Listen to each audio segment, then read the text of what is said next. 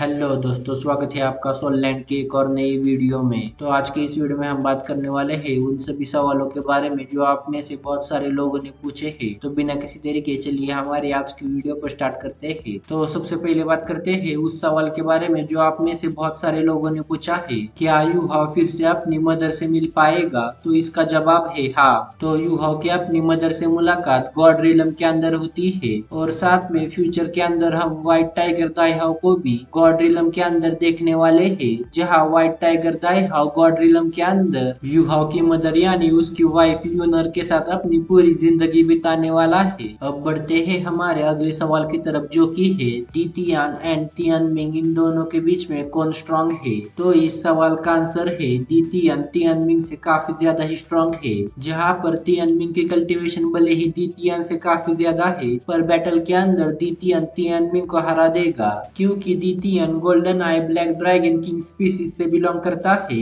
और साथ में दी तियान के बॉडी के अंदर डार्क ड्रैगन किंग की ब्लड लाइन है, जिसकी वजह से दी तियान की फिजिक्स, उसकी पावर, उसकी स्ट्रेंथ बाकी सोल बीस्ट के कंपेरेटिव काफी ज्यादा है। और साथ में डार्क ड्रैगन किंग की ब्लड लाइन होने की वजह से दी तियान के अटैकिंग पावर तियानमिंग से काफी ज्यादा है। दूसरी तरफ अगर बात की जाए तियानमिंग की, तो तियानमिंग अपने स्पिरिचुअल अटैक्स और अपनी स्पिरिचुअल पावर का इस्तेमाल करके दी तियान को कुछ समय के लिए होल्ड कर सकता है और उन दोनों की बैटल को लंबा खींच सकता है, उससे ज्यादा कुछ नहीं। तियानमिंग से याद आया, आप में से बहुत सारे लोगों ने मुझे एक क्वेश्चन पूछा था कि तियानमिंग को 10 ग्रेट सैवेज बीस्ट के अंदर क्यों ऐड नहीं किया गया है। तो इस क्वेश्चन का जवाब मैंने उसी वीडियो के स्टार्टिंग में ऑलरेडी दे रखा है, जहां पर मैंने वीडियो के स्टार्टिंग में ही कहा था 10 ग्रेट सैवेज बीस्ट के अंदर सिर्फ वही सोल बीस्ट शामिल है जिनके बारे में इंसानों को पता है। जहां पर तियानमिंग की बात की जाए तो तियानमिंग के बारे में किसी भी इंसान को नहीं पता था।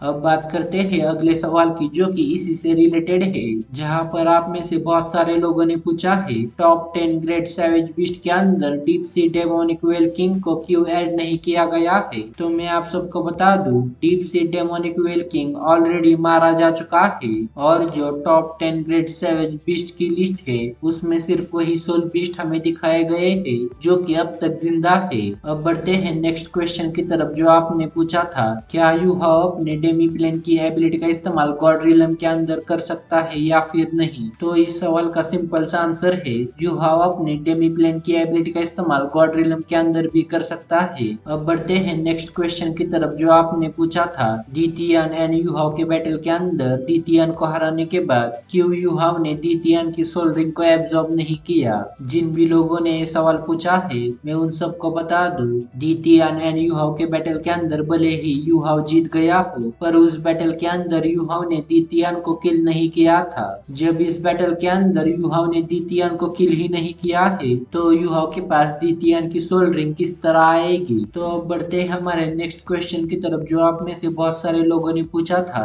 क्या यूहाव एंड वांगडोंग इन दोनों का कोई बच्चा है। तो इस सवाल का जवाब है हाँ। यूहाव एंड वांगडोंग के दो बच्चे होते हैं, जिनमें से एक लड़का है तो एक लड़की है। जहां पर यूहाव एंड वांगडोंग की लड़की का नाम है दाइजिंग, वहीं पर उन दोनों के लड़के का नाम है जानजी। अब बढ़ते हैं नेक्स्ट क्वेश्चन की तरफ, जो आपने पूछा था क्या यूहाव एल्डर इलाई किसी को फिर से जिंदा करेगा या फिर नहीं। तो देखा जाए तो नॉवेल में यूहाव एल्डर इलाई किसी को वापस से जिंदा नहीं करता। यहाँ तक कि जब यूहाव गॉड रिलम के अंदर गॉड बन जाता है, फिर भी यूहाव एल्डर इलाई किसी को वापस से जिंदा नहीं करता। पर शायद से ये सभी चीजें हमें दोवंग के अंदर चेंज होती दिख सकती है, पर शायद से हम सभी एल्डर इलाई किसी को दोवंग के अंदर फिर से देख सकते हैं। तो बस आज के इस वीडियो में इतना ही। अगर आपके सोललैंड और बाकी दोवंग के रिलेटेड कुछ सवाल है तो आप कमेंट के अंदर बता सकते हैं। हम आने वाले वीडियोस के अंदर आपके सभी सवालों का जवाब देने की कोशिश करेंगे। और हाँ, माफ कर देना, आज मैं सोललैंड 2 के एपिसोड 65 की नोवेल का पार्ट 2 अपलोड करने वाला था, पर उस वीडियो को मैं कल अपलोड कर दूंगा। मैंने ऑलरेडी एपिसोड 65 की नोवेल पार्ट 2 की रिकॉर्डिंग करके रखी थी, जहां पर मैं हमेशा जिस मोबाइल के अंदर रिकॉर्डिंग करता था वो फोन मुझसे आज सुबह ही गिर गया है, गिरने की वजह से उस फोन का डिस्प्ले पूरी तरह से खराब हो गया है, जिसकी वजह से मुझे एपिसोड 65 की नोवेल पार्ट 2 की रिकॉर्डिंग फिर से करनी होगी, जिसकी वजह से आज मैंने इस वीडियो को नोवेल की वीडियो की जगह अपलोड किया है। तो बस आज की इस वीडियो के लिए इतना ही। जाने से पहले प्लीज इस वीडियो पर लाइक एंड कमेंट करवा दो। मैं मिलता हूँ आपको एक और नई सोलैंड की वीडियो के साथ।